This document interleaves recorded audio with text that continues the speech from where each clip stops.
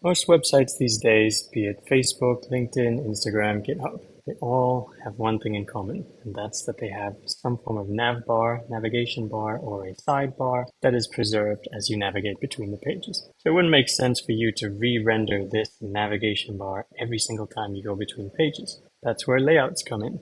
In Next.js 13, they kind of changed the way layouts worked, and they've simplified it a lot, in my opinion. The state is maintained as you navigate between pages, and it doesn't have to reload every single time. Let's see how it works. So a layout is a UI that is shared between multiple pages.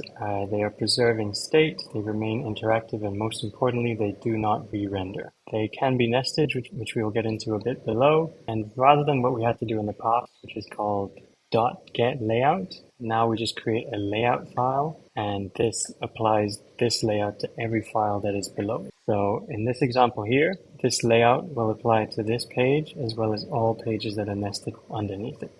The most important layout of all is the root layout, which pretty much replaced the underscore app file that we used to have in Next 12 and below.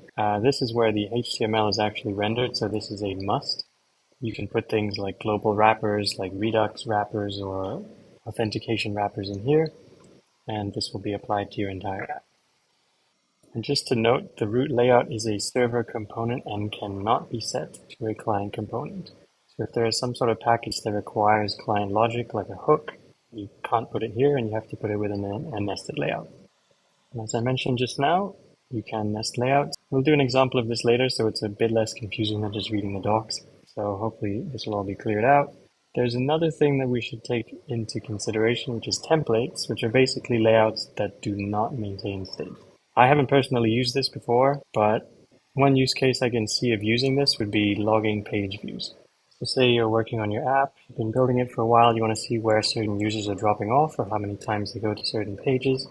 With a typical layout, it would only fire the event once when they go to any page within this layout. But if you use a template, every time they navigate between pages, it'll fire the event and they'll correctly be notified when they swap between pages, and you can tell where they drop off. So here I've created a very simple nav bar that basically has an open state. So the bar will grow if it is open and shrink if it is closed. And all it says is navbar, but we're just using this to test whether the state is preserved as you go between pages. So if I just put it in the user ID page, if I put it in not as a layout, we shouldn't keep the state. So I will put it here and I will put it here. And every time I navigate between the pages, this state should be, this whole component should be re-rendered, so the state should be set back to false. So if you look at the website itself, you'll see that navbar here, and I can open and close it. But if I keep it open and I go to the other page, you see that it resets back to the false state. Similarly, if I do this, it will always be reset to false. So instead of putting the navbar in each individual component, I'm going to put it in the root layout, and that should maintain the state between all my pages. So I'll just put it here. And also, to prevent myself from getting an error, I do have to say that this is a use client, because as we read earlier, this layout is always going to be a server component. So just to make sure that I can use this useState hook, I have to add a use client to the top of this. And so we hop back into the website. Now it's using the layout instead of putting them in each individual component. And as I open it and navigate between pages, you can see that the state is in fact maintained.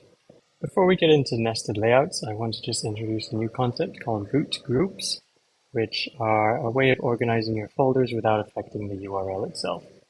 So I'm just going to show you the example to make sense of it. So if you had your app folder and you put a bracket marketing, this would not affect the URL. So it wouldn't be app/marketing/about. This is just a way of organizing your sections, and you can use a layout within this that would only apply to your marketing pages.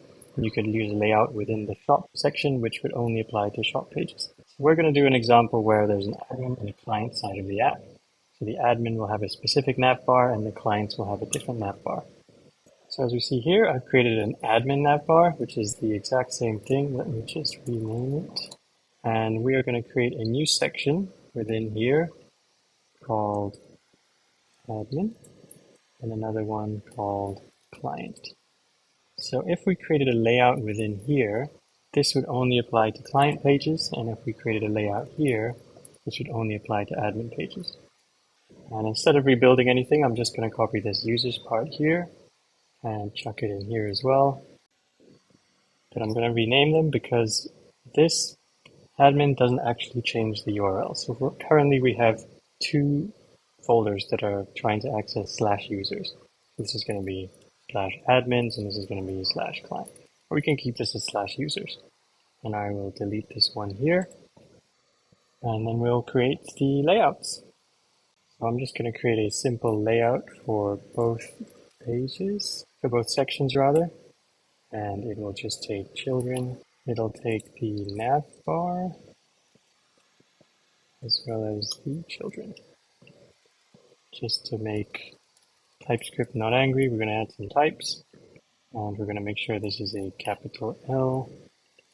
And also fix my silly mistake of not calling this TSX. So it is a JSX component of TypeScript. I'll do the same here, but for the admins instead. Navbar.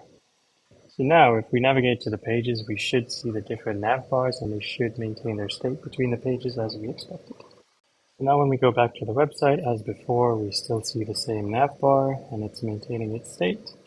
But if we go to the /admins, then you should see the admin navbar. Just have to quickly fix this here under the admins ID page to push back to admins rather than users. So now once again, when we go to the admin page, we see the admin navbar, and we can go to the admins and go back and forth, and this state is preserved. I'm also going to show you in the network tab, if you don't believe me, you can see this layout has loaded once. If I go to the next page, the layout does not load again, but the page does. So if I go back, forward, it's loading pages, but this layout is never reloading. And that's about it for layouts. The absolute basics, and Jax has come to say goodbye. If you have any questions on layouts, just let me know. I'll happily jump back into it and maybe do a more in-depth example of how this works.